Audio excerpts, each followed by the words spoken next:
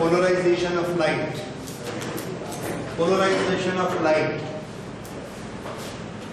The light is formed by the waves, and waves are formed by vibrations. अगर material wave है तो material particle के vibrations होंगे, और अगर इलेक्ट्रोमैग्नेटिक वेव है तो इलेक्ट्रोमैग्नेटिक फील्ड के वाइब्रेशंस होंगे, और वाइब्रेशन से ही वेव्स बनती हैं। पानी की वेव्स बनती हैं तो पानी के पार्टिकल्स में वाइब्रेशन होते हैं। ये जो वाइब्रेशंस होते हैं इनकी एक पर्टिकुलर डायरेक्शन होती है, और वाइब्रेशन की डायरेक्शन से वेव का एक प्लेन बनता है। इसको इस बात से समझिए, अगर ये हमारे पास स्ट्रिंग है, इस स्ट्रिंग को यहां से पकड़ के मैंने ऐसे प्लग किया तो कैसा वाइब्रेशन होगा? ऐसा, इस तरह से वाइब्रेशन होगी। यहां पर एक प्लेन ऐसा पेपर का रख दिया तो ये सारे वाइब्रेशन उस पेपर में आ जाएंगे, दैट इज प्लेन। और वाइब्रेशन कैसे हो रहे हैं? वर्टिकल, ऊपर नीचे। अगर इसको स्ट्रिंग को मैंने ऐसे किया, प्लग किया इस तरह से, तो वाइब्रेशंस कैसे होंगे? ऐसे वाइब्रेशंस होंगे। और उस समय प्लेन कौन सा होगा? यहाँ पेपर रखेंगे ऐसा, that will be the plane of vibration. इस तरह से हमने देखा कि ये एक प्लेन ऑफ वाइब्रेशन हो सकता है ऐसे, ये भी एक प्लेन ऑफ वाइब्रेशन हो सकता है, ये भी एक प्लेन ऑफ वाइब्रेशन हो सकता है, ये भी हो सकता है, सभी प्लेन ऑफ वाइब्रेशन हो सकते हैं। तो लाइट में कौन से प्लेन ऑफ वाइब्रेशन होते हैं? तो आंसर है कि लाइट में सभी तरह के प्लेन ऑफ वाइब्रेशन होते हैं। क्यों सब तरह के होते हैं? क्योंकि लाइट किससे बनती है? तो आंसर है लाइट बनती है जब इलेक्ट्रॉन्स एक्सीलरेट होते हैं, इलेक्ट्रॉन्स वाइब्रेट होते हैं। इलेक्ट्रॉन्स, अगर इलेक्ट्रॉन ऐसे वाइब्रेट हुआ तो इलेक्ट्रिक फील्ड ऐसा बना और ये लाइट की डायरेक्शन हो गई, ये उसका प्लेन हो गया वेव का। लेकिन अगर इलेक्ट्रॉन ऐसे वाइब्रेट किया तो इस तरह से वेव जाएगी और ये उसका प्लेन हो गया। उस समय कौन से? ये वाले वाइब्रेशन आगे बढ़ रहे हैं। अगर इलेक्ट्रॉन ऐसे वाइब्रेट किया तो इस तरह से आगे बढ़ रहे हैं। ये क्या होते हैं? Different directions of vibrations. So we will call it that there are different directions of vibrations and so many waves with different planes are moving all together. ये लाइट का नेचर होता है। अब सभी कैसे बन जाते हैं? तो आंसर है जिस पार्टिकल से, जिस मटेरियल से लाइट बनती है उसके पास कितने इलेक्ट्रॉन होते हैं? तो आंसर है उसके पास मिलियंस ऑफ इलेक्ट्रॉन होते हैं। तो अगर हमारे पास एक सोर्स है, ऐसा एक सोर्स है लाइट का, इस सोर्स ऑफ लाइट में कितने इलेक्ट्रॉन एक्साइट होकर लाइट बनाते हैं? जैसे बल्ब का फिलामेंट, ट्यूबलाइट के गैस पार्टिकल्स, ये सब। तो आंसर है इनके पास मिलियंस ऑफ इलेक्ट्रॉन्स होते हैं। हमने एक इतनी छोटी सी जगह चुनी, इतनी छोटी सी जगह में भी थाउजेंड्स ऑफ इलेक्ट्रॉन्स होंगे। ये जो थाउजेंड्स ऑफ इलेक्ट्रॉन्स हैं ये सब वाइब्रेट करते हैं। किस ओरिएंटेशन में वाइब्रेट करते हैं? तो आंसर है सभी ओरिएंटेशन में वाइब्रेट करते हैं।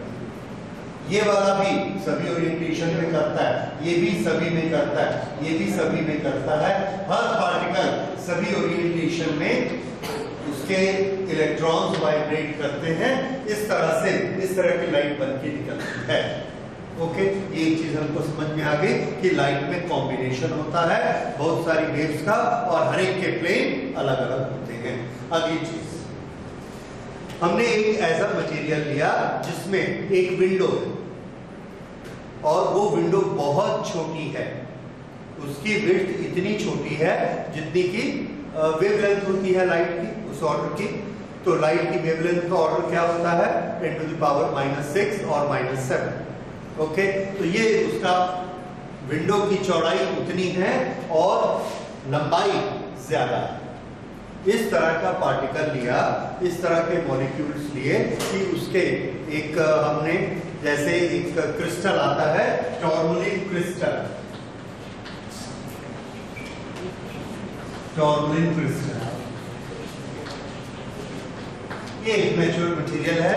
इसके मॉलिक्यूल्स इस तरह से एक दूसरे से सेट रहते हैं कि इसके अंदर जो स्ट्रक्चर बनता है उसमें एक विंडो बनती है और वो विंडो ऐसी होगी, लेंथ ज्यादा होगी और विड्थ उसकी बहुत कम होगी to the order of wavelength. इसको अगर हमने यहां पर खड़ा कर दिया, ये लाइट इस तरफ जा रही है, ओके, 2 डायमेंशन 3 डायमेंशन दोनों में मिक्स कर रहा हूं, ये लाइट ऐसे इस तरफ जा रही है, इस तरफ जा रही है और यहां पर हमने उसको विंडो को यहां खड़ा कर दिया। वो विंडो कैसी होती है, इसको भी अगर हम फ्रंट से देखेंगे तो हमको ऐसे दिखेगी, ये ओपनिंग है और यहां पर ये ब्लॉक है, ये इतनी सी ओपनिंग बीच में खाली जगह है। जब ये लाइट यहां से जाएगी तो क्या होगा, तो आंसर है कि जब ये लाइट यहां से जाती है तो इस लाइट के पास ऐसे वाइब्रेशन भी हैं, ऐसे वाइब्रेशन भी हैं, दोनों तरह के वाइब्रेशन हैं और ये ऐसे आगे जाएगी। जब ये इस तरह से आगे जाएगी, इसको सामने ये वाली विंडो मिलती है, ये तो इस विंडो से जाकर ये टकराएगी, तो इसमें ये भी एक वेव है, ये भी एक वेव है, तो कौन सी वेव इसमें से पार हो सकती है, जो ऐसे आ रही है, और जो ये वाली वेव है ये इससे टकराएगी, ब्लॉक हो जाएगी, ये वाली ब्लॉक हो गई और ये वाली वेव इसमें से निकल गई। अब ये जो वेव निकल गई, इसमें वाइब्रेशंस सिर्फ एक डायरेक्शन के बचे रह गए, तो यहां पर जो हमको मिली उसके पास सिर्फ एक डायरेक्शन के वाइब्रेशंस हैं।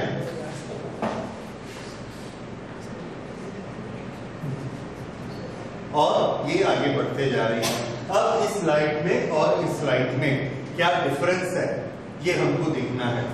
इस लाइट में वाइब्रेशंस किधर हो रहे हैं, इन ऑल द डायरेक्शंस। इस लाइट में वाइब्रेशंस किधर हैं, only in one direction. This light is known as polarised light, और ये पोलराइज्ड क्यों कहलाती है, क्योंकि इसके वाइब्रेशंस एक पर्टिकुलर डायरेक्शन में हो गए हैं। पोलराइज होना मींस एक पर्टिकुलर डायरेक्शन में हो जाना, तो पोलराइज हो गए इसके वाइब्रेशंस, इसलिए ये पोलराइज्ड लाइट है। ओके, ये तो थ्योरेटिकली ठीक लगता है, पर इन दोनों लाइट्स में बेसिकली डिफरेंस क्या होता है। अगर हम यहां से इस ऑब्जेक्ट को देख रहे हैं, यहां से इसको देखते हैं, इस ऑब्जेक्ट को जिसने ये वाली लाइट निकाली थी, तो ये ऑब्जेक्ट हमको कैसा दिखता है। अगर हम बीच में इसको रखें तो कैसा दिखता है, नहीं रखें तो कैसा दिखता है। पहली चीज ये सोचिए कि जब इसके ये वाले वाइब्रेशंस कट गए, तो क्या ये पॉसिबिलिटी है कि ये ऑब्जेक्ट हमको ऐसा दिखे इतना, और ये बाकी पोर्शन ना दिखे, तो आंसर है ऐसा नहीं होता है। हमको पूरा का पूरा ऑब्जेक्ट दिखता है। क्यों पूरा ऑब्जेक्ट दिखता है, जबकि इसके हॉरिजॉन्टल वाइब्रेशंस सब कट गए हैं, सिर्फ वर्टिकल वाइब्रेशंस चाह रहे हैं, तो वर्टिकल पार्ट दिखना चाहिए, हॉरिजॉन्टल नहीं दिखना चाहिए। So it is a very simple thing, her atom, her particle इसका दोनों तरह के वाइब्रेशन निकालता है। कैसे, वर्टिकल भी और हॉरिजॉन्टल। अगर इस पार्टिकल के यहां पर वाइब्रेशंस पहुंचे, तो कौन से वाइब्रेशन पार हो गए, वर्टिकल। किस पार्टिकल के, इसके। इसने भी दोनों तरह के भेजे, तो इसके भी वर्टिकल गए, इसने भी भेजे तो इसके भी गए। तो वर्टिकल वाइब्रेशंस जो इस विंडो से पार हो रहे हैं, किस पार्टिकल के हैं, तो आंसर है सबके, क्योंकि सभी पार्टिकल सब तरह के वाइब्रेशंस निकालते हैं। इतने ज्यादा नंबर ऑफ इलेक्ट्रॉन्स होते हैं कि हर एटम या ये हर छोटे छोटे पार्टिकल के पास भी लाखों वेव्स होती हैं, और ये वेव हर डायरेक्शन में होती हैं, तो हर एक के पास वर्टिकल भी होती है। तो हर एक में से ये जो वर्टिकल वाइब्रेशन है वो इसमें से निकल के इधर जा रहा है। अगर वो इधर जा रहा है तो ये पार्टिकल भी दिखेगा, ये भी दिखेगा, ये भी दिखेगा, ये भी दिखेगा। दैट मीन्स कंप्लीट शेप हमको यहाँ दिखेगी इसके अंदर से। और ये आप देखते भी हैं कि अगर हम अपनी विंडो ऐसी छोटी सी कर लें और किसी को देखें, तो उसका पूरा चेहरा हमको दिखता है। ओके, तो ये पूरा दिखता है। तो फिर डिफरेंस क्या है पोलराइज्ड लाइट? द डिफरेंस, ये बहुत क्लियर डिफरेंस है। देखिए, जब हम इस लाइट को आने देते हैं और हमारी आंख में पड़ती है तो कितनी एनर्जी आती है? तो आंसर है सभी वेव्स की एनर्जी हमारी आईज में आएगी। मान लो ये 100 वेव्स हैं, ये 1, ये 2, ये 3, ये 4, ये 5, 6, ऐसे 100 वेव हमारी आंख में आती हैं। लेकिन जब हम इसमें से इसको पार करते हैं तो सिर्फ वर्टिकल वाली पार होती हैं। अगर ऐसी हॉरिजॉन्टल 50 है और वर्टिकल 50 है, टोटल कितनी है 100। अब सिर्फ वर्टिकल वाली पार होती हैं और हॉरिजॉन्टल वाली ब्लॉक हो जाती है। तो हमारी आईज में कितनी वेव्स पहुंची? 50। उसमें सभी पार्टिकल से वेव्स आ रही हैं, तो बॉडी तो पूरी दिखेगी, लेकिन क्या कम हो जाएगा? 100 से 50 रह गई waves. Yes, intensity of light कम हो जाएगी। तो पोलराइज्ड लाइट में क्या कम हो जाता है? इंटेंसिटी कम हो जाती है। बस शेप में जिस ऑब्जेक्ट को देख रहे हैं उसके शेप में, उसके कलर में कोई डिफरेंस नहीं आता है, लेकिन इंटेंसिटी कम हो जाती है। कितनी कम हो जाती है? तो वेरी क्लियर आंसर 50% हो जाती है। अब ये वाली लाइट पोलराइज्ड लाइट है, तो इसको हम क्या कहेंगे? Unpolarised light. So this is unpolarised and this is polarised. तो ये हो गया पोलराइज्ड लाइट। अब नोट करिए what is a polarised light.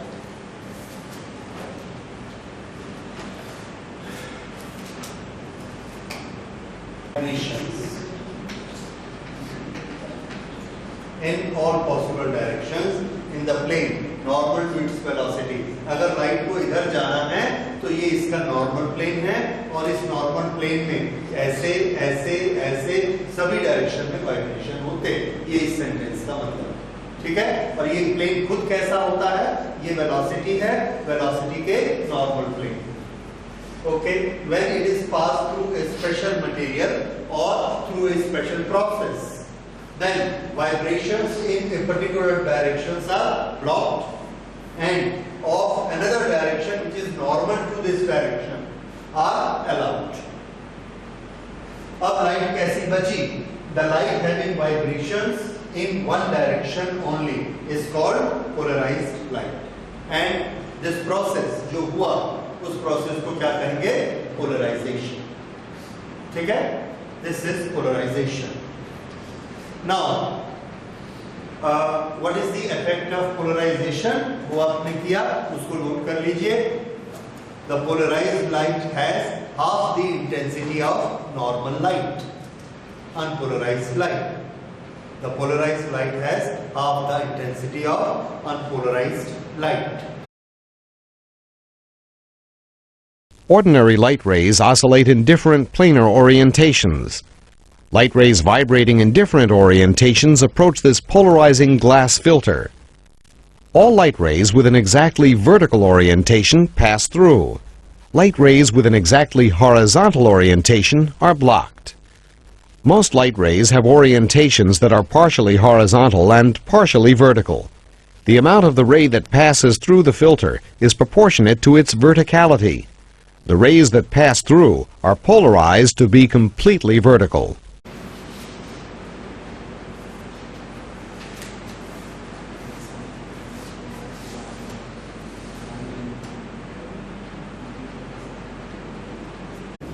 How to convert unpolarized light to polarized light? So answer है, there are many methods, and some important methods are, it is passed through a particular type of crystal that is known as tourmaline crystal. That is a natural crystal. But there are certain other processes, like the light can be passed through some man-made material, like Nicol prism. Lab में हम लोग Nicol prism को use करते हैं। तो natural material में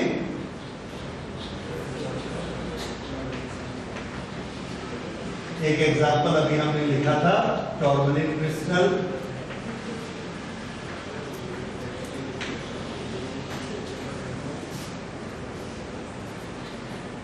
एक man-made material बनाते हैं,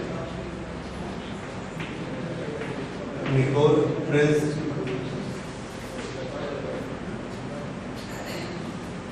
और आजकल दूसरे केमिकल्स भी हम लोग काफी यूज करते हैं, और जो प्रोसेस यूज करते हैं that is reflection of light,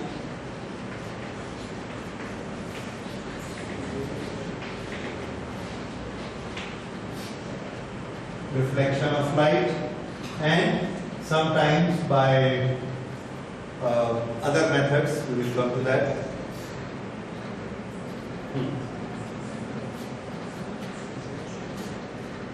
That is scattering of light.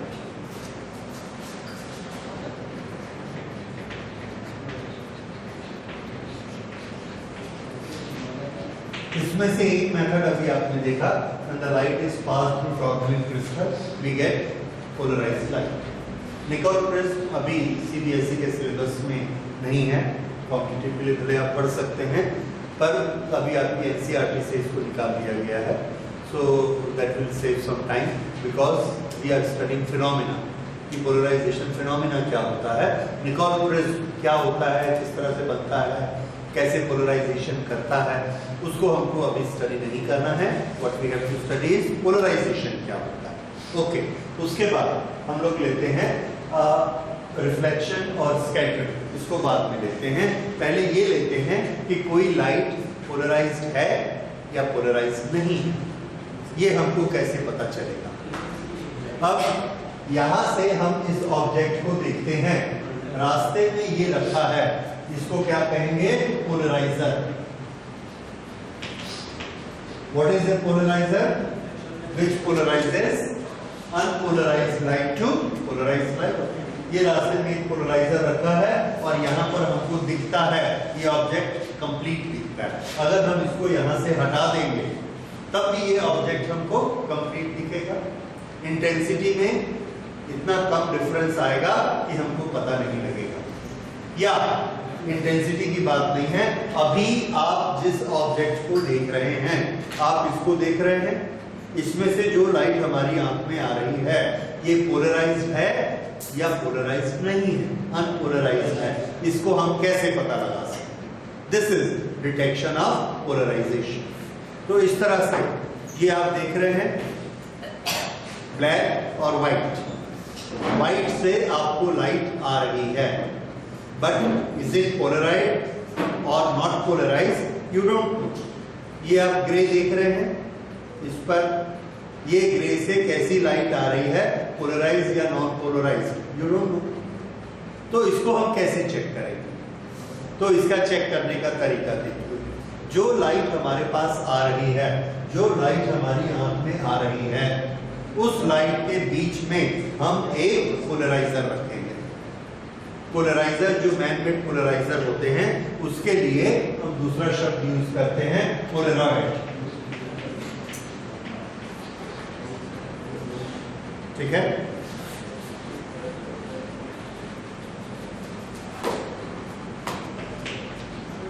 Polaroid. Okay, तो हम एक पोलराइजर यहां पर यूज करेंगे.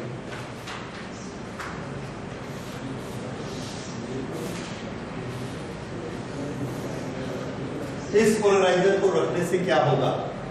हाँ जी, इधर ध्यान दीजिए. ये लाइट ऐसे पोलराइज्ड है, ये अनपोलराइज्ड है. पहले मैं बनाता हूं अनपोलराइज्ड लाइट. ये एक हमने लाइट देखी, ये लाइट अनपोलराइज्ड है और इसके पास सभी डायरेक्शन में वाइब्रेशंस हैं. ठीक है. अगर इसके पास सभी डायरेक्शन में वाइब्रेशंस हैं और इसको हम भेज रहे हैं, ऐसे जा रही है, इसके सामने हमने ये एक पोलराइजर रखा, तो ये वाली वेव इसमें से पार हो जाएगी और बाकी दोनों ब्लॉक हो जाएंगे. ऐसे ब्लॉक होने से ये पार हो गई और ये पार होकर हमारी आंख में आ गई, हमको वो ऑब्जेक्ट दिखता है. ठीक है.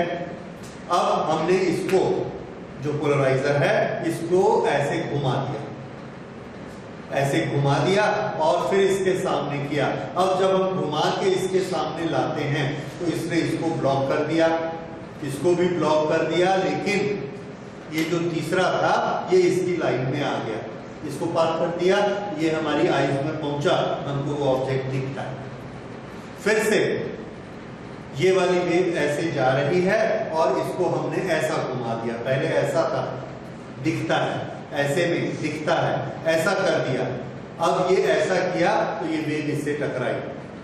अब हम क्या देखते हैं, जब ये इससे टकराई है तो इसको तो इसने अलाउ कर दिया और बाकी दोनों को ब्लॉक कर दिया, तो अब भी उसने एक को अलाउ किया।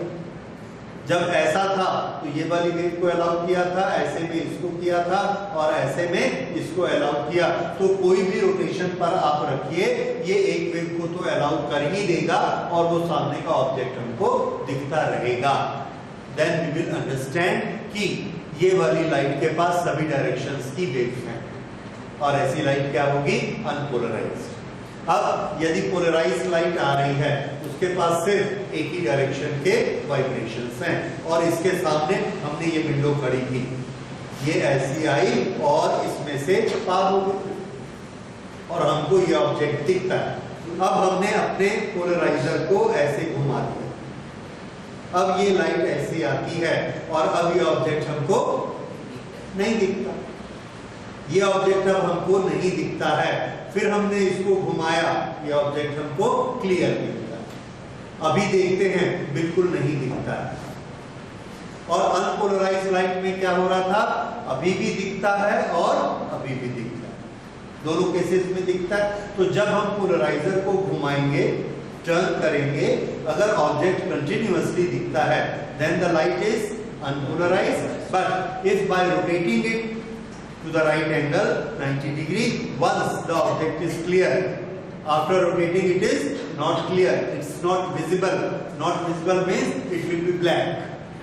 अगर ये ब्लैक दिखता है तो ये लाइट अब कैसी है, this light is now polarized।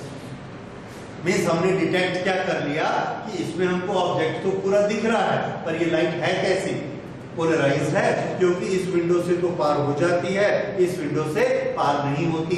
पार नहीं होती की क्या निशानी है कि ये ऑब्जेक्ट हमको ब्लैक दिखता है, पार होने की क्या निशानी है कि ये हमको व्हाइट दिखता है। ऐसा होता है कभी नहीं देखा आप लोगों ने? ओके, मैं आप लोगों को दिखाता हूं। ये स्ट्रिप आप देख रहे हैं ग्रे कलर की, इसमें कुछ लिखा हुआ दिखता है आपको ब्लैक से, तो आंसर है नहीं दिखता है।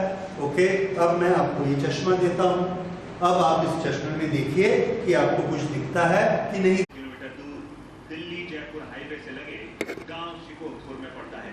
रॉबर्ट वाड्रा ने इसे फरवरी 2008 में 7.5 करोड़ में लिया।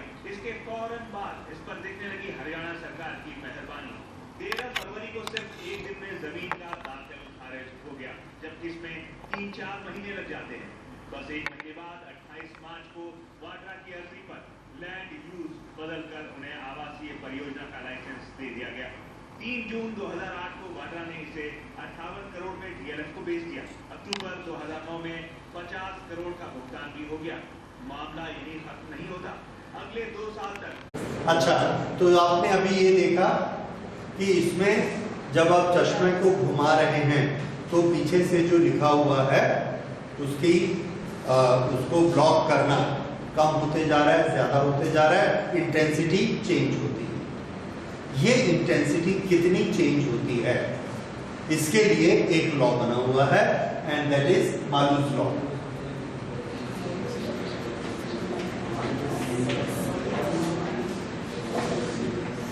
मालूज लॉ हमको क्या बताता है? मालूज लॉ ये बताता है कि एक पोलराइज्ड लाइट है, लाइट ऑलरेडी कैसी है, पोलराइज्ड, उसके सामने हमने एक दूसरा पोलराइजर रखा, दूसरा पोलराइजर रखा और इस पोलराइजर को हम ऐसे घुमाते जा रहे हैं। घुमाने से अभी इसकी इंटेंसिटी कैसी है, फुल, घुमाया कम हो गई, फिर घुमाया कम हो गई, अभी कैसी हो गई, 0। तो अगर इसको थीटा डिग्री से घुमाया तो इसकी इंटेंसिटी कितनी कम हो जाएगी, दैट इज मालूज लॉ। तो मालूज लॉ कहां लगाना है समझ में आया? लाइट कैसी होनी चाहिए, पोलराइज्ड, और उसके सामने भी क्या होना चाहिए, पोलराइजर होना चाहिए। उसमें से हमको दिखेगा। ओके, तो इसकी जो इंटेंसिटी है वो इंटेंसिटी मालूस ने बताई that intensity is proportional to cos square theta. And what is theta? Theta is the angle between axis of polarizer and plane of the wave.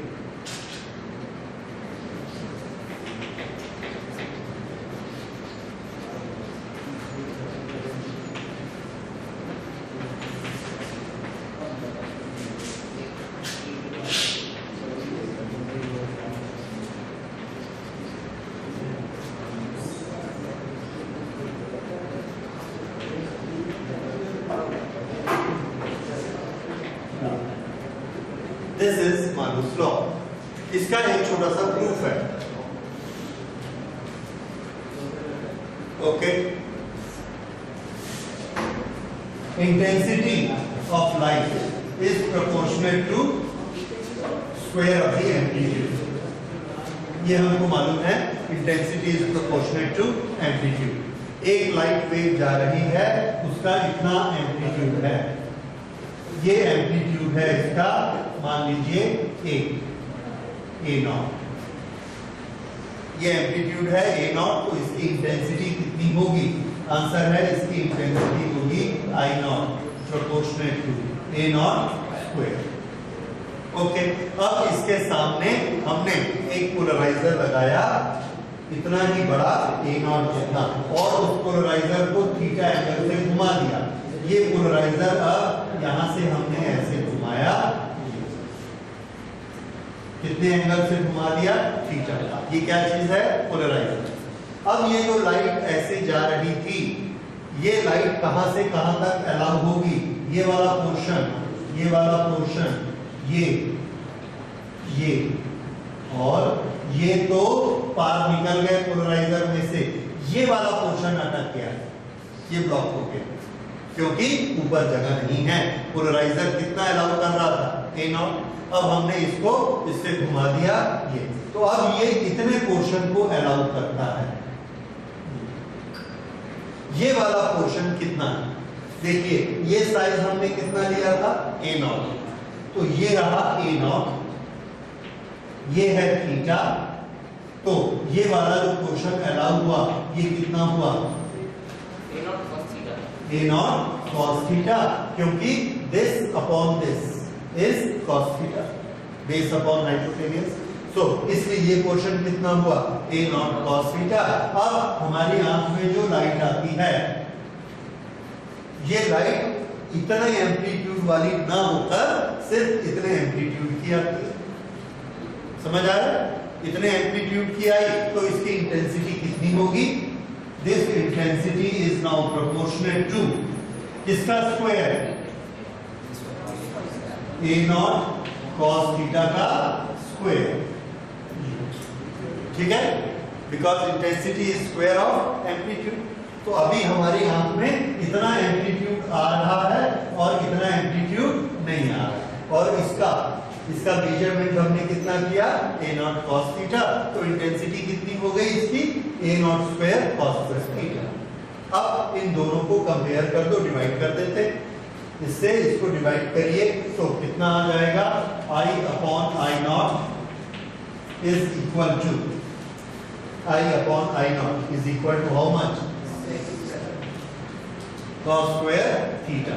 So I is equal to I naught cos square theta. ये है Malus law. I naught is a constant quantity because it is the maximum intensity, or therefore we can write that I is proportionate to cos square theta. ठीक है, अब इसको देखकर आप बताइए कितना रोटेशन किया जाए कि इंटेंसिटी हाफ रह जाए। पोलराइज्ड लाइट में कितना रोटेशन करें? 45 डिग्री। कैसे बनाया आपने? आई को रखा हमने हाफ आई नॉट कैंसल, तो cos square theta is equal to half cos theta is equal to 1/√2, therefore theta is equal to 45। इस तरह से आप निकाल सकते हैं कि कब, अच्छा 1/4 के लिए बताइए, इंटेंसिटी 1/4 रह जानी चाहिए, राइट।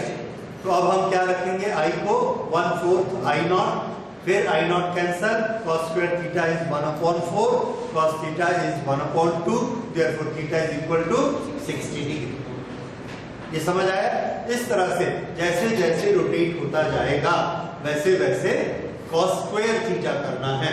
ओके, 30 डिग्री से रोटेट किया, कितनी इंटेंसिटी बचेगी? 3/4। 30 डिग्री थोड़ा सा ऐसा किया तो इधर इंटेंसिटी फुल थी, यहाँ कितनी हो गई? 3/4। 30 डिग्री पे 3/4, 45 डिग्री पर हाफ, और 90 डिग्री 60 डिग्री पे 1/4, और 90 डिग्री पे 0। cos square theta से change. Okay, so this is मायूस लॉ। अब इसमें थोड़ा सा हम लोगों का क्वेश्चन किस तरह का हो सकता है, देखिए, there is a source giving intensity I0. There is an unpolarized source giving intensity I0. This light is polarized. After it becomes polarized, we place a polarizer making an angle 45 degree with its plane. The light which is now coming out, what is the intensity of this light? इसकी light की intensity कितनी हो जाएगी? Yes, very good, I0/4। क्यों? 45 degree तो half करता है, लेकिन हमने शुरू कहां से करना है? I0 अनपोलराइज से। तो अनपोलराइज से पोलराइज हुआ, कितनी हो गई? हाँ, 50%। उसके बाद इसको हमने 45 डिग्री घुमाया, इसने 50% और कर दिया, तो अब ये कितनी बच गई? 1/4, right. So this is Malus law, और इसको आपको इस तरह से याद कर लेना है। अब इसके बाद हम लेते हैं how do we do the polarization by reflection method.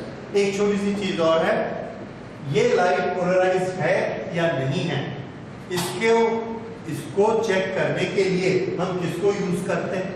Another polarizer. ये जो पोलराइजर है, ये चीज हमको क्या करके दे रही है? क्या ये इसको पोलराइज करती है, या इस बात का एनालिसिस करती है कि लाइट पोलराइज है या नहीं? एनालिसिस करती है, क्योंकि पोलराइज तो ये पहले ही कर चुका है। तो ये एनालिसिस करती है कि 0 हो गया तो पोलराइज, नहीं हुआ तो नहीं। तो चूंकि ये इसका एनालिसिस करता है, इसलिए हम लोग इसको पोलराइजर नहीं बोलते, इसको एनालाइजर कहते हैं। दोनों क्या चीज है? एक ही चीज है, ठीक है। अगर इसको यहां रख देंगे तो ये क्या करेगा? पोलराइजेशन करेगा, और इसको यहां यूज कर लेंगे तो ये एनालिसिस करेगा। तो हम उसके यूज के बेसिस पर कि हम उस स्लिट को, उस क्रिस्टल को कैसे यूज कर रहे हैं, पोलराइजर या एनालाइजर कहेंगे। Okay, next, how do we get polarized light by reflection. उसे अब देखिए, this is an interface between two mediums. There is a liquid here, medium 2 having refractive index mu. This is medium 1. It may be air, it may be anything else. इसमें एक light की wave आती है और इस surface को strike करती है, and this is the direction in which it comes. अगर ये इस डायरेक्शन में आती है, then by rules of reflection it should make equal angle and go to this direction.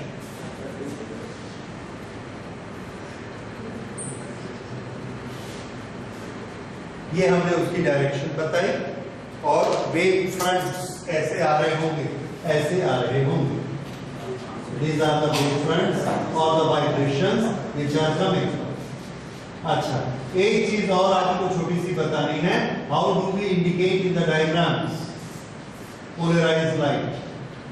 थोड़ा सा उसको अलग देखिए। यहां पर एक लाइट इस तरफ जाती है, इस तरफ जाती है तो मैं उसको ऐसे एरो से दिखा सकता हूं। What does it show? Velocity of light. अब इस लाइट में ऐसे वाइब्रेशन हो रहे हैं खड़े, उसको इंडिकेट कैसे करेंगे?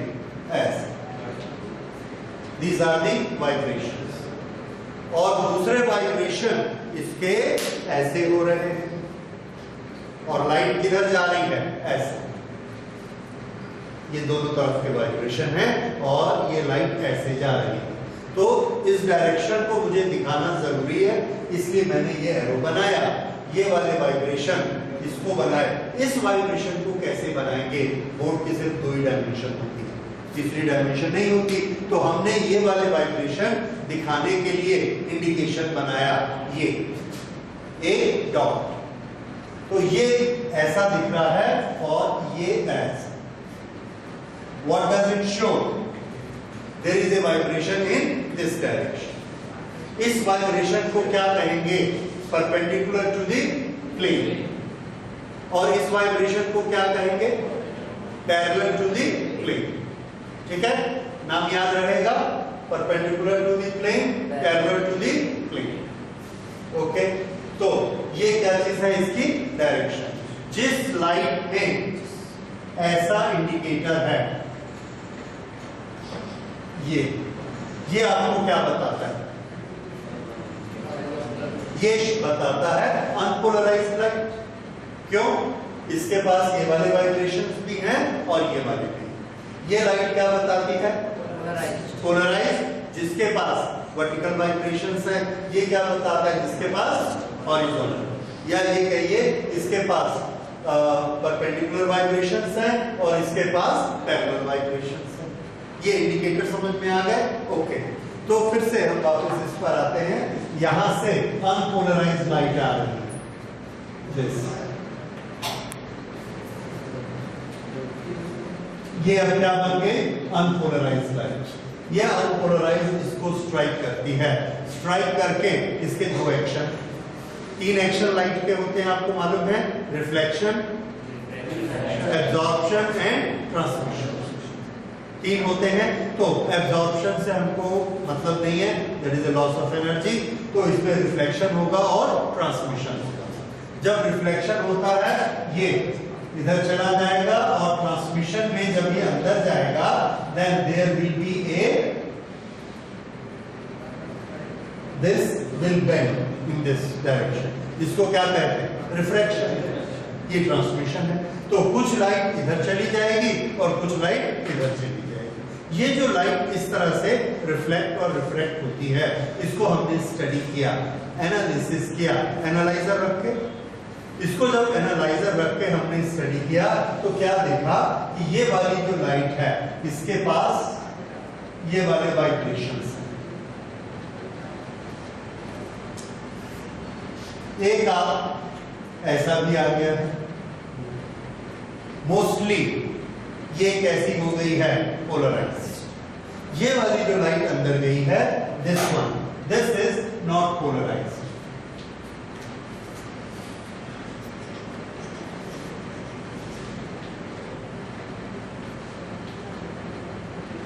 इसमें कोई थोड़ा सा पोर्शन पोलराइज हो सकता है, but mostly it is unpolarised.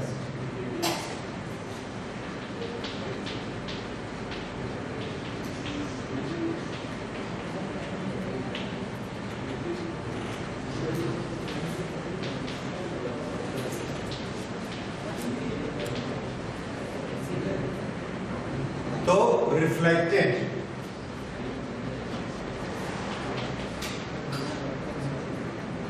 reflected light is mostly polarized, refracted wali nahi. This is polarization by reflection. इसमें ये एंगल ऑफ इंसिडेंस है I, तो ये भी एंगल I होगा क्योंकि दोनों इक्वल होते हैं। अगर ये दोनों इक्वल हैं, ओके, तो ये रिफ्रैक्शन हुआ है, इसका हम इंडिकेशन दे देते हैं, this angle is R, this is R। Okay, ये होता है पोलराइजेशन बाय रिफ्लेक्शन। तो नोट करिए, टेक्स्ट में, अच्छा डायग्राम पहले बना दो। यहां से लाइट जाती है, इसको स्ट्राइक करती है, इस लाइट में सब तरह की वाइब्रेशन। थोड़ा सा इसको समझने की कोशिश करिए, एग्जैक्टली ऐसा होता है या नहीं होता, पर आपको समझ में बड़े अच्छे से आएगा। ये दो तरह के वाइब्रेशन हैं और ये लाइट ऐसे जा रही है। ये वाइब्रेशन ऐसे ऐसे हो रहे हैं और ये वाइब्रेशन ऐसे हो रहे हैं। ओके, ये इस सरफेस से जाके टकराया, जैसे ही ये जाकर इस सरफेस से ऐसे टकराता है। ये एक ऐसा ही एक्शन है जैसे गार्डन में हम कुदाली यूज करते हैं। ऐसे वो क्या करती, मिट्टी को काटती है और ऐसे अंदर चली जाती है। ओके, दूसरे वाइब्रेशन को देखिए, ऐसे वाइब्रेशन, ये भी ऐसे जा रहा है और ऐसे जाके टकराता है। इसने इसको नोक से हिट नहीं किया, तो इस वाइब्रेशन का क्या होगा? तो इसकी पेनिट्रेशन पावर नहीं होती तो ये क्या करता है? ये उछल जाता है, इट बाउंसेस। ये ऐसा गया और बाउंस हो गया, ये वाला ऐसा गया और अंदर निकल गया। तो जो लाइट रिफ्लेक्ट होके आई उसके पास कौन ज्यादा हो गए? हॉरिजॉन्टल वाले ज्यादा हो गए, और ये वाले काफी कुछ अंदर चले गए। ज्यादा अंदर गए या कम अंदर गए, ये किस पे डिपेंड करता है कि इसने इनको ऐसा हिट किया कि ऐसा हिट किया कि ऐसा हिट किया। ऐसा किया तो कम अंदर जाएंगे, ऐसा किया एक पर्टिकुलर एंगल पे तो ज्यादा जाएंगे, और अगर ऐसा कर दिया तो भी कम जाएंगे। एग्जैक्टली वही चीज हम देखते हैं। जब ये रेस यहां से आती हैं इधर से तो 50% पोलराइज होता है, फिर यहां से आती है 70% पोलराइज होता है, यहां से आती है तो 100% पोलराइज, फिर इसके बाद यहां से आता है फिर 70%, यहां से लाइट आती है फिर 50%। एक पर्टिकुलर एंगल पर जब वो हिट करता है तो क्या होता है? ये जो वर्टिकल वाइब्रेशंस है पूरे के पूरे अंदर चले जाते हैं, और जो बाउंस होके आएंगे वो सिर्फ एक ही टाइप के बचे। ये चीज समझ में आई? अब इसी चीज को सोचकर बताइए कि एक कार की हेडलाइट सामने सड़क पर पड़ती है और हमारी आंख में आती है, इस लॉजिक से उसको कैसा होना चाहिए? पोलराइज। और कौन से उसकी डायरेक्शन वाइब्रेशन की क्या होनी चाहिए? हॉरिजॉन्टल की वर्टिकल? हॉरिजॉन्टल, बिल्कुल ठीक, क्योंकि सामने वाली हेडलाइट ने ऐसे लाइट भेजी रोड पर, ये ऐसे और ये ऐसे, इस तरह, तो ये वाले एब्जॉर्ब हो जाएंगे रोड में और ये वाले बाउंस हो जाएंगे। तो रोड से जो रिफ्लेक्ट होकर लाइट आती है वो भी कैसी होती है? पोलराइज्ड। ठीक है, उस पर अभी हम लोग आगे आएंगे जब एप्लीकेशन को पढ़ेंगे। अभी ये चीज आपको समझ में आ गई कि रिफ्लेक्शन से पोलराइजेशन कैसे होता है और एंगल बदलने से पोलराइजेशन की डिग्री बदलते जाती है। एक ऐसा पर्टिकुलर एंगल होता है जिसमें पोलराइजेशन कैसा होगा, कंप्लीट, उसका नाम क्या रखा गया? Angle of polarization. जैसे आपने क्रिटिकल एंगल एक पढ़ा है, जब वो रिफ्लेक्ट होता है लाइक दैट, तो दिस इज पोलराइजेशन एंगल। कभी कभी इसको ब्रूस्टर्स एंगल भी कहते हैं, क्योंकि जो साइंटिस्ट ब्रूस्टर थे उन्होंने इस पर काम किया था, तो उसके बेसिस पर उन्होंने एक लॉ बनाया, that is known as Brewster's law. So now we will write Brewster's law. ये आप लोगों ने लिख लिया? Yes sir. Okay. हाँ,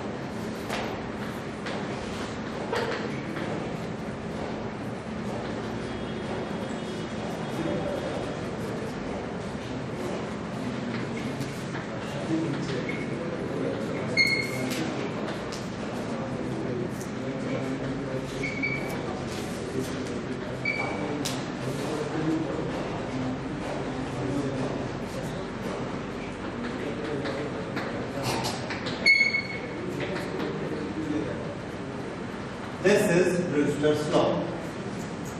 जब ये चेंज करते करते इसको ऐसा चेंज करते जा रहे हैं जिस एंगल पर जाकर 100% पोलराइजेशन होगा, वो एंगल को अगर हमने नापा उसकी टेंजेंट निकालेंगे, वो टेंजेंट इसकी वैल्यू बताएगी रिफ्रैक्टिव इंडेक्स और मीडियम नंबर 2। ओके, ये कैसे हो गया? क्योंकि हमने एक पर्टिकुलर चीज ऑब्जर्व की। वो क्या ऑब्जर्व किया? That whenever there is a total polarization, then दो वेव पे ध्यान दीजिए, ये रिफ्लेक्टेड वेव है और ये रिफ्रैक्टेड वेव है। Refracted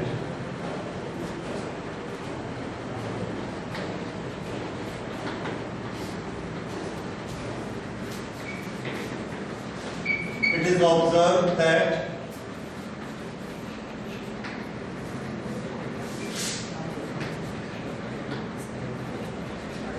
in the instant of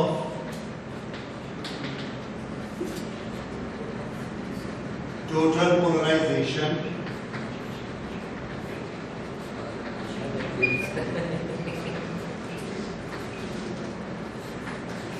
the reflected and refracted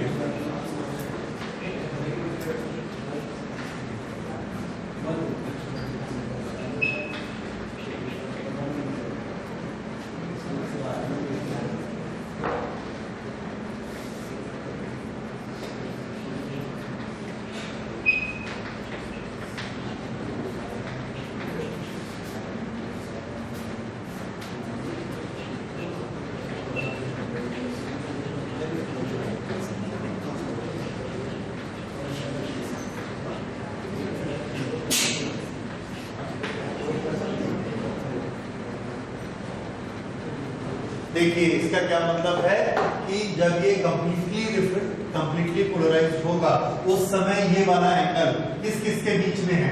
reflected और रिफ्रैक्टेड। ये कितना होता है? 90। ये हमने ऑब्जर्व किया, कोई डेरिवेशन नहीं किया। ठीक है, दिस इज द ऑब्जर्वेशन। क्यों? क्योंकि इसको हम लोग डिराइव तो नहीं करेंगे, पर एक चीज आप समझ सकते हैं, ये है y, ये है z और वेलोसिटी कैसी है? x, y, z। ये तीनों आपस में कितना बनाते हैं? 99। इसलिए जब ये ऐसे जाके रिफ्लेक्ट होता है तो ये चला गया अंदर और ये चला गया ऊपर, तो उसी में कहीं ना कहीं बन जाता है कि दोनों की डायरेक्शन कैसी होती है? 90 degree to each other. Anyway, क्योंकि ये ऑब्जर्व किया है इसलिए हमने इसको एज इट इज मान लिया that they are at right angle to each other। अगर they are at right angle to each other तो हम लोग इसमें छोटी सी डेरिवेशन कर सकते हैं। वो डेरिवेशन देखिए, this angle is I, if this angle is I, this angle is also I। अब यहाँ पर ये बताइए, इन दोनों के बीच ये 90 डिग्री है, जिसमें ये एंगल I है, तो ये कितना हुआ? 90 माइनस आई। अगर ये दोनों 90 डिग्री हैं और ये 90 माइनस आई है तो ये एंगल कितना हुआ? आई। ये 90, उसमें से ये 90 माइनस आई, तो ये कितना होगा? आई। ये आई तो ये 90 माइनस है। ओके, ये आई है। अब ये दोनों एंगल, ये इनके बीच कितना एंगल है? 90। ये आई है तो ये कितना हुआ? 90 minus I, so angle R is equal to 90 minus I। Okay, अब इसके प्रूफ में आगे बढ़ते हैं। What is refractive index formula? Sine I upon sine R। उसको हमने यहाँ पे नोट किया।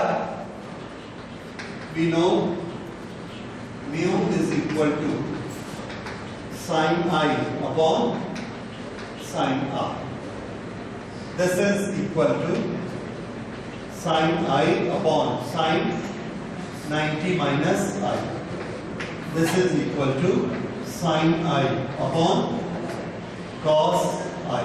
This is equal to tangent I. So mu is equal to tangent I. और ये कब होता है? जब आई पी के बराबर होता है। So we all through write I P and I.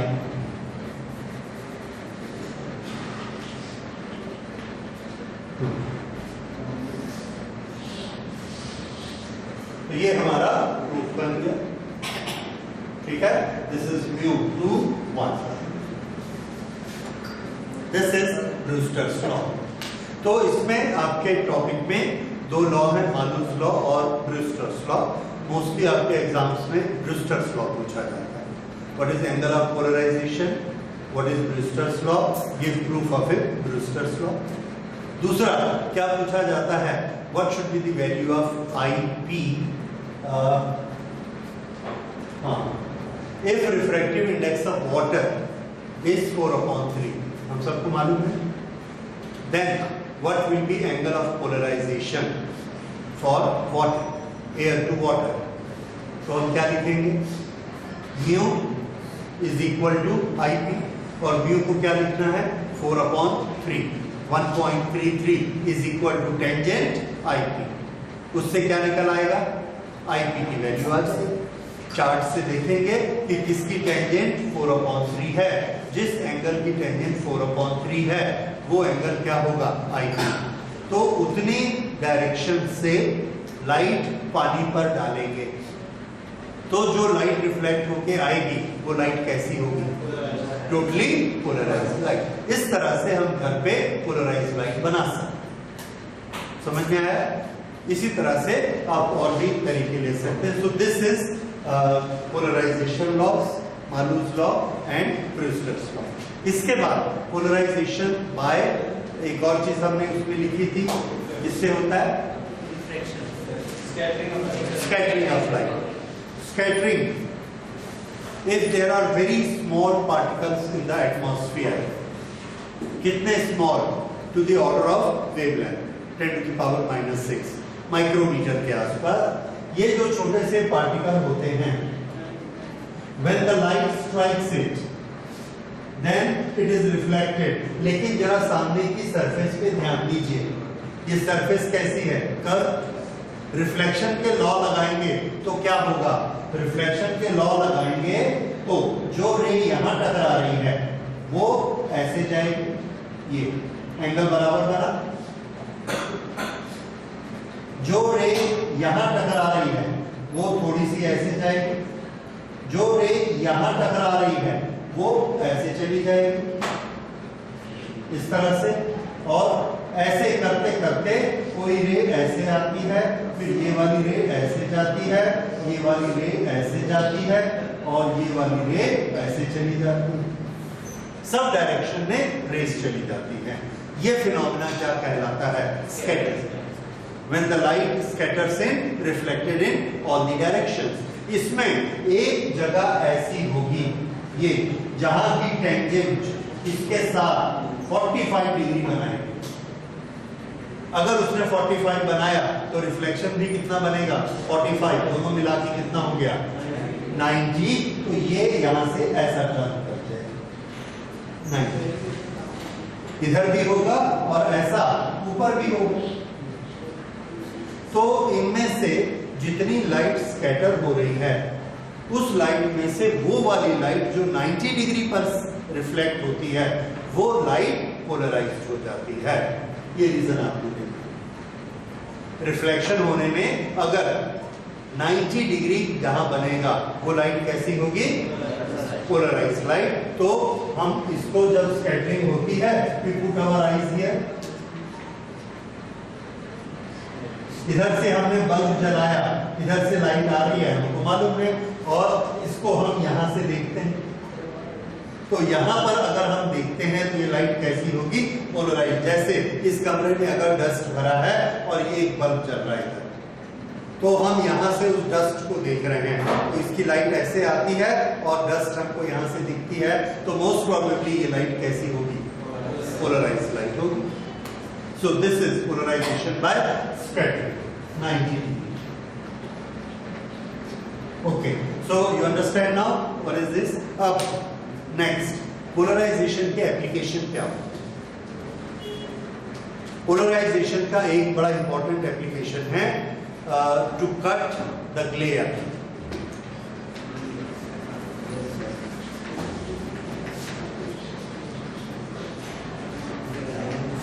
Glare क्या होता है? हाँ? चमक। ग्लेयर क्या होता है? चमक। जैसे आप सड़क पर जा रहे हैं, सामने से धूप आती है, सड़क बहुत चमकती है, दिखता नहीं साफ। रात को हम जा रहे हैं अपनी लाइफ में, सड़क हमको दिख रही है, सामने से एक कार आती है, हमको सड़क नहीं दिखती। क्यों? हम बोलते हैं उसकी ग्लेयर। ये ग्लेयर होती है। किसकी ग्लेयर? सामने वाले कार के हेडलाइट की ग्लेयर, जिसके कारण हमको सड़क नहीं दिखी। क्यों नहीं दिखती है सड़क? पहले तो दिख रही थी, उसकी लाइट आती है तो आने दो, फिर हमको सड़क क्यों नहीं दिखती है? कभी सोचा इस बारे में? देखिए, हमारी आंख का प्यूपिल का साइज किस पर डिपेंड करता है? आइरिस उसको छोटा या बड़ा कर सकती है। अगर अंधेरा होगा तो कैसा रखेगी? बड़ा। और लाइट आएगी तो छोटा। किसके अनुसार? लाइट के अनुसार। उसने इसको सेट कर दिया सड़क से आने वाली लाइट के अनुसार, क्योंकि रोड से कम लाइट आती है रात। अचानक सामने से हेडलाइट पड़ती है, उसमें लाइट बहुत ज्यादा है, उस लाइट के कारण ये इसको क्या कर देगी? छोटा कर देगी। अब सड़क से जो लाइट आ रही है, that is not sufficient to make the image. इतने में से जो लाइट आती थी रोड में से, वो इमेज बनाती थी, पर जब ये छोटा हो गया तो अब जो लाइट आएगी वो इमेज नहीं बना पाएगी। पर ये छोटा क्यों हुआ? कार की हेडलाइट के कारण ये छोटा हो गया। तो अब हम क्या देखते हैं? अचानक सड़क में दिखने वाली चीजें हमको नहीं दिखती, सामने जाने वाला साइकिल वाला हमको नहीं दिखता रोड की लाइट में। ये होता है, this is effect of glare. ये कैसे कम कर सकते हैं? अगर कार की हेडलाइट की इंटेंसिटी कम हो जाए तो हमारी आंख ऐसे ज्यादा छोटी नहीं होगी, तो हम क्या करते हैं? पोलराइड का चश्मा पहन लेते हैं। अगर पोलराइड का चश्मा पहन लेते हैं तो कार की हेडलाइट से जो लाइट आ रही है उसमें दोनों तरह के वाइब्रेशंस है, और हमारे चश्मे में सिर्फ ऐसे, तो वो क्या करेगा? ये वाले वर्टिकल वाइब्रेशंस को काट देगा, वर्टिकल वाइब्रेशन को ब्लॉक कर देगा, सिर्फ कर देगा, इसको आने देगा। तो इंटेंसिटी कितनी हो गई? हाफ। तो अब वो आंख उतनी छोटी नहीं है। पर अगर हम पोलराइड पहनेंगे तो क्या सड़क भी हमको कम नहीं दिखेगी? आंसर है नहीं।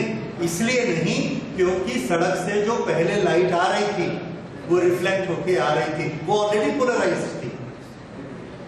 सड़क पे हमारी लाइट पड़ी, रिफ्लेक्ट होके आई, और रिफ्लेक्शन में अभी अभी हमने पढ़ा लाइट कैसी हो जाती है? पोलराइज हो जाती है। रिफ्लेक्शन में पोलराइज होती है। तो पहले से ही सड़क से जो लाइट हमको आ रही थी वो कैसी थी? पोलराइज। हम अपनी हेडलाइट के सामने किसी ऑब्जेक्ट को ऐसा रखते हैं, दीवार पे हेडलाइट डालते हैं, बढ़िया चमकता है। सड़क पे डालते हैं तो सड़क उतनी नहीं चमकती। क्यों नहीं चमकती? क्योंकि लाइट क्या हो गई? Polarize, intensity half. अब उसकी पोलराइजेशन डायरेक्शन कैसी है? हॉरिजॉन्टल। हमारे पोलराइड के चश्मे से पूरी की पूरी अंदर आ जाए, तो सड़क से अभी भी उतनी ही लाइट आती है, और कार से आने वाली लाइट को हमने काट के क्या कर दिया? आधा। तो ग्लेयर कम हो गई। This is cutting of the glare. समझ में आता है? तो ये नाइट ड्राइविंग के जो चश्मे आते हैं, ये पोलराइड के चश्मे आते हैं, इसलिए। Okay, so this is one method of cutting the ग्लेयर्स। इसी तरह से और भी होता है, कई मैन्युफैक्चरर, कार के मैन्युफैक्चरर ये चीज अपने विंडशील्ड में भी यूज कर लेते हैं। जो विंडशील्ड रहती है, बहुत महंगी कारें रहती हैं, तो उसमें ऑलरेडी वो पोलराइज्ड ग्लास ही देते हैं। उसमें वर्टिकल आएंगे ही नहीं, हॉरिजॉन्टल आएंगे, और रोड तो साफ दिखेगी और किसी की भी हेडलाइट हमको परेशान नहीं, पर it's a very costly. Okay, इसके बाद और पोलराइजेशन के यूज है। एक यूज आपने किया है केमिस्ट्री में। केमिस्ट्री में कुछ करते हो? The polarization of light bends, laevo and dextro, ये पढ़ा है? यस, ये सब में पढ़ा है। These effects are polarization. एक वेव ऐसे जा रही है और एक केमिकल से पार होती है तो पार होकर जब निकलती है तो ऐसे हो चुकी है, दूसरे टाइप में से ऐसे होकर निकलेगी। So that is a difference between the two chemicals of the same structure, एक LIGO और एक टेक्सो। वो किधर का टर्निंग है मेरे को याद नहीं है, यू नो दैट, ठीक है। ये किससे पता लगता है? Polarization, it is that polarization. अच्छा, और सबसे बड़ा यूज जो अभी हम लोग कर रहे हैं that is 3 dimensional photography. 3 dimensional photography is very important thing to understand कि उसमें हम पोलराइजेशन का यूज कर सकते हैं। अभी ज्यादा टाइम नहीं है, but I will give you very brief thing कि हम किसी भी चीज को कैसे देखते हैं। हम किसी भी ऑब्जेक्ट को देखते हैं और उसकी पिक्चर को देखते हैं 2 डायमेंशन और 3 डायमेंशन। क्या डिफरेंस है? हम अगर एक ऑब्जेक्ट को यहां पर देखते हैं और हमारी 2 आईज हैं, ये यहां पर कितना एंगल बनाता है। अगर ये दूर होगा ये छोटा एंगल बनाएगा, अगर ये नजदीक होगा तो और बड़ा एंगल बनाएगा। तो कोई चीज दूर से नजदीक आ रही है तो हमको कैसे पता लगेगा? उसका एंगल दोनों आईज पे बढ़ता जाएगा। दोनों आईज पे ये वाली लाइट हम अलग अलग रेस कैसे पता लगती है? हमको ऐसे पता लगती है कि जब हम सामने किसी का फेस देखते हैं तो एक आंख हमारा इधर का उसका फेस देखती है और दूसरी आंख इधर का फेस देखती है। इस आंख के लिए ये वाला पोर्शन ब्लॉक है और इधर से जो देख रहा है मुझे उसको लिए ये वाला पोर्शन ब्लॉक है, उसको ये पोर्शन ज्यादा दिखता है, तो इसकी इमेज अलग बनती है, इसकी इमेज अलग बनती है। हमारा ब्रेन उन दोनों इमेजेस को आपस में बना के सॉलिड इमेज बनाता है, जैसे एक मूर्ति होती है, ठीक है। और अगर हम बहुत दूर से देखेंगे तो हमारे एंगल ऐसे बनेंगे दोनों इमेज के। बहुत नजदीक आके जैसे मैंने इसको देखा तो ये वाला पोर्शन भी दिखता है इस आंख से और ये वाला पोर्शन दिखता है इस आंख से, तो मुझे ये पता लगता है कि ये चीज इतनी नजदीक है। और अगर ऐसा पीछे कर देंगे तो इधर का पोर्शन जो यहां से दिख रहा था वो अब नहीं दिख रहा है। तो एंगल हमारी आंख की आदत होती है वो एंगल इस तरह से कैलकुलेट कर लेते हैं 2 चीजों से। लेकिन क्या चाहिए? 2 इमेजेस हमको चाहिए।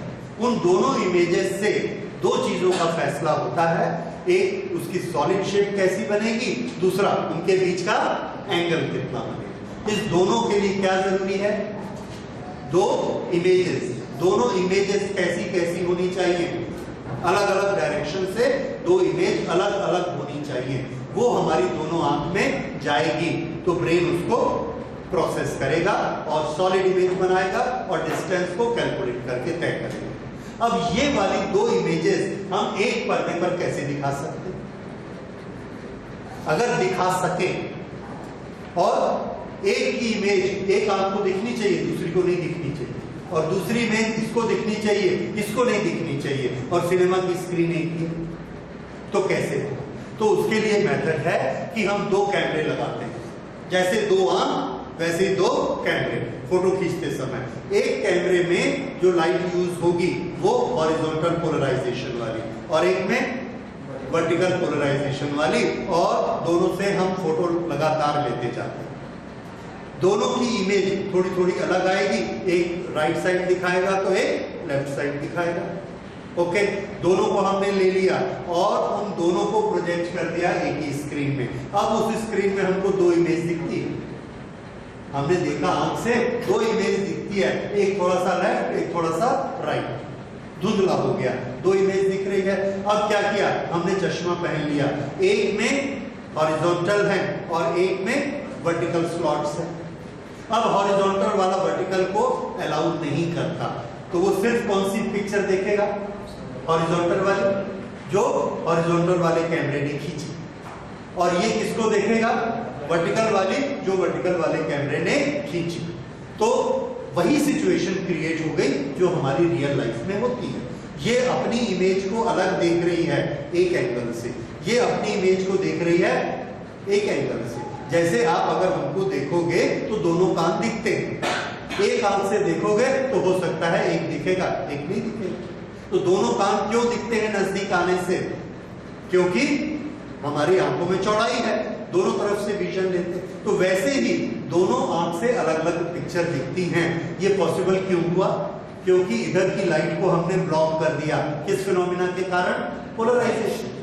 पोलराइड यूज किया है, उसने खड़े वाले को ब्लॉक कर दिया, सिर्फ एक इमेज देखी। इसने हॉरिजॉन्टल वाले को ब्लॉक किया, इसने एक इमेज देखी। दोनों की इमेज अलग अलग है, एक इधर से और एक इधर से। ये एक्चुअल सिचुएशन हो गई। दोनों ने अपनी अपनी इमेज ब्रेन में भेजी, ब्रेन ने देखा जैसे इमेज आती थी अभी भी वैसी ही आई है, दो अलग अलग, एक इधर से और एक इधर से, उसने दोनों को प्रोसेस किया। हमको क्या दिखता है? आदमी सामने बैठा जैसे कि देखते हैं हम लोग, और उसी से हम डिस्टेंस भी डिसाइड कर लेते हैं। इसीलिए 3D में आपने देखा चीज आपकी तरफ ऐसे आती है, राइट? तो इसके लिए किसको यूज किया हमने? पोलराइजेशन। तो ये पोलराइड्स का एक बड़ा इंपॉर्टेंट यूज है 3D पिक्चर्स। तो पोलराइड्स के जब यूज आएंगे तो आपको सुनिए, मार्किंग के लिए अगर यूज आएंगे तो एक तो आप लिखोगे to cut the glare, number 2 for chemical analysis, number 3 for 3D motion pictures. बस ये 2-3 यूजेस आप लिख सकते हैं, and that is all about polaroids. अगर आपको इससे ज्यादा पोलराइड के बारे में पढ़ना हो तो किसी भी पोलराइड की चश्मे कंपनी की साइट खोलिए। जैसे अभी आपने इसमें मैंने जो आपको दिखाया, इसमें लिखा था www पोलराइड, जो भी लिखा है, हाँ, तो उसको अगर आप देखेंगे तो उसमें पोलराइड की पूरी थ्योरी है, काफी ज्यादा है, और वो थ्योरी MSc के लेवल की है, हम लोगों को उतनी जरूरत नहीं पड़ती। हम लोगों को बेसिकली कि पोलराइजेशन होता क्या है, एक बड़ी इंपॉर्टेंट चीज पोलराइजेशन के साथ जुड़ी है, ये सबको याद रखनी है।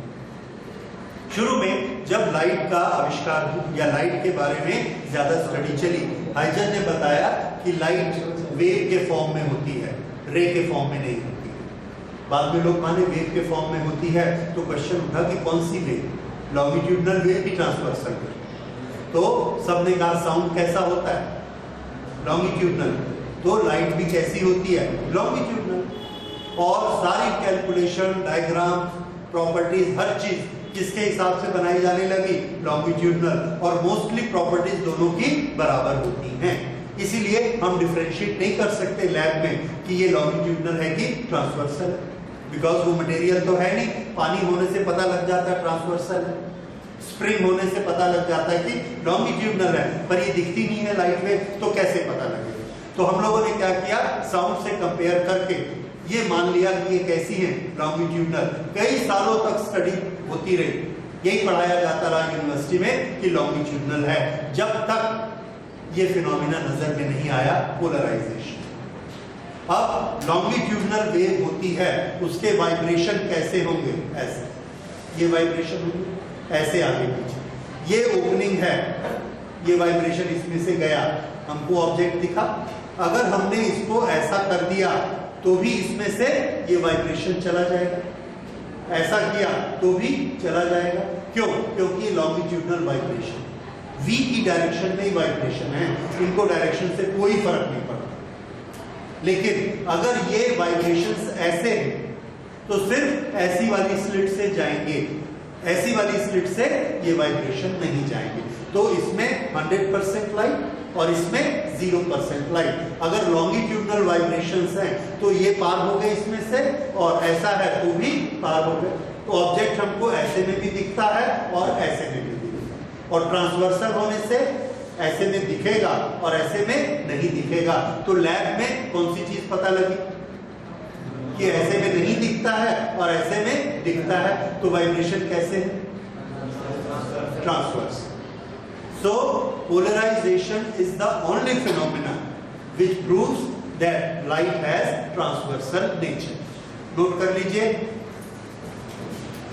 जैसे लाइट का वेव नेचर है, किस फिनोमिना से पता चलता है? आंसर है इंटरफेरेंस पैटर्न। लिखो, light has wave phenomena, this is proved by interference pattern. जैसे यंग्स ने बनाया ना इंटरफेरेंस पैटर्न, वो क्या प्रूफ करता है कि लाइट कैसे नेचर की होती है? वेव नेचर की होती है। Wave nature is proved by interference. उसके बाद दूसरा लिखे, the light waves are transverse in nature light waves are transverse in nature. This is proved by polarization. Light wave has transversal waves nature. This is proved by polarization phenomena. This is the only phenomena which proves that waves of light are transverse. Okay? Now, you might be wondering, is light a transverse or a longitudinal wave? How could we test this? This device is called a polarizer. It's designed to let waves get through in only one direction. As I send the wave out, it gets through fine that way, but this way, I can't get the wave through. No matter what crazy wave I send, only the left and right components get through. It's been polarized. Now that only works on transverse waves. If it works on light, then light is a transverse.